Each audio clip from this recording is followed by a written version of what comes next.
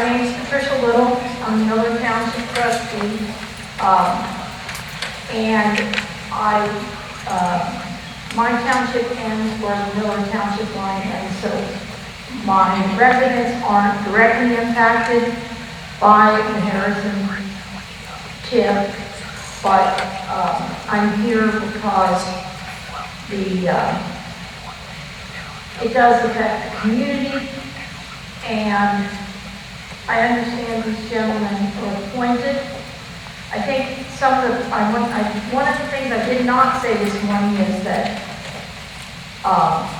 one of the things that would have helped this project is if the county had taken the time and mailed notifications to every person whose property is immediately impacted by being part of it.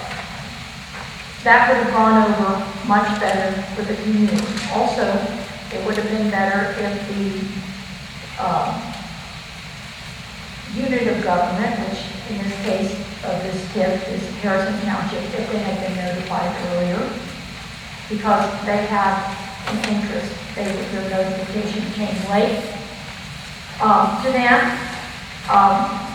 and so it should have been done in a more timely manner. But if I understand correctly, TIFs are put in place to create a revenue stream to finance infrastructure improvements and to bring development of businesses and housing within the district. And the parcels in the TIF have the base assessed value, which is what was talked about in the blue. And in bright TIF, that was whatever your property was assessed at value-wise January 1st, 2024.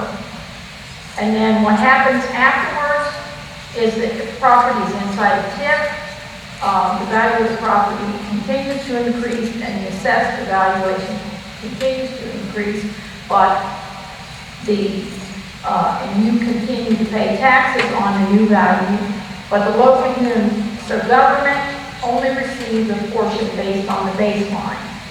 So what happens is that... But that's only for those qualifying properties.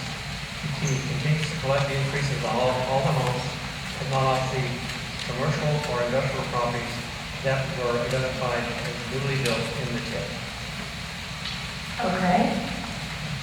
So, at any rate, all the new growth, no money increases for the next 25 years and comes back to the township, whose responsibility is to provide fire protection services. It actually goes back to the county instead of going to right. After 25 years, all that increase goes back to the county. That's not what I'm saying. What I'm saying is my job and Denise's job as township trustees is to provide fire protection services. So we're flatlined for 25 years, and we can't give more to cover. We don't. So this morning we talked to the fire chief, right? And Yes. We also talked to the fire chief several years ago. And you might have heard tonight, we talked to others about the fire. And, Yes. and we admit that everyone knows it's a problem. And there may be things we can do. And when they talk about the fires this evening, we invited them to the meeting. There may be a way we can help with that. Maybe, especially in the West Harrison TIF, where we're starting to collect a little more of the TIF income.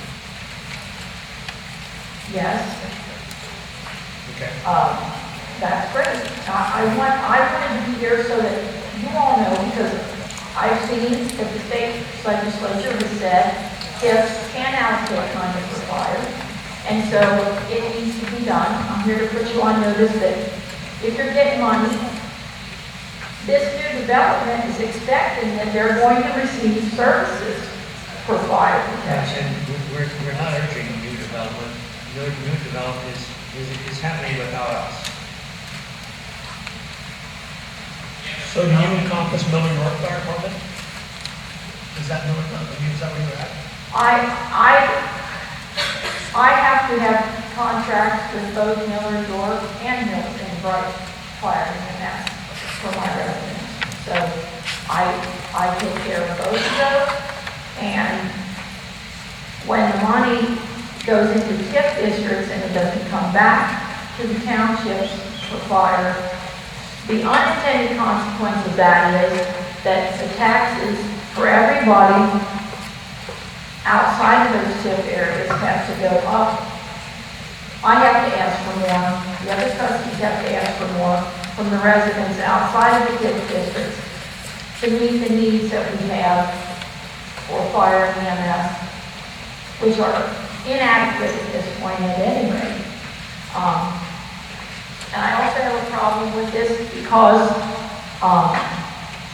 the county has not elected to include anyone who is an elected representative. And I think the people here have said that. There's nobody that they have elected that sits as a member of the redevelopment commission in Dearborn County. Marco? Local. Oh, wow. The cities do, and you have one representative from county council, I understand that. They've elected him. They don't have a local representative. So there are, the state allows there to be 7 representatives and not just 5 on a redevelopment commission. And there are 14 townships in Dearborn County. And we represent everybody that lives in an area that hasn't been incorporated. But there's not one of us who has been appointed to sit there to be able to bring needs to that area. That's something I would bring up with Dwayne Bishop. Because I was brought on by county commissioners. Okay, well, that's fine, but I'm just saying, that's an issue that needs to be addressed. I would say that for the people here who are interested in incorporating into a city, if you don't like your taxes now, and if you have a lot more money you'd like to pay in property taxes, then by all means, take the steps necessary to incorporate. But before you do that, you had better look at how much the tax rates are on property inside Lawrenceburg, inside Aurora, inside all the towns, Freedale, in Dearborn County. They're paying a much higher rate of property taxes than we are here in the Bright area, Miller and Harrison and Logan Township.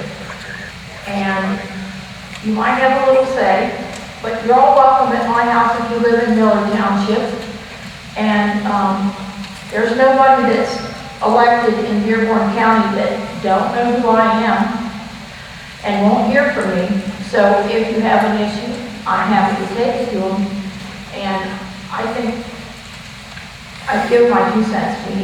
We need representation. You're allowed to provide for public safety out of the money that you receive, and I think that you need to. And I said my say. Okay, thank you.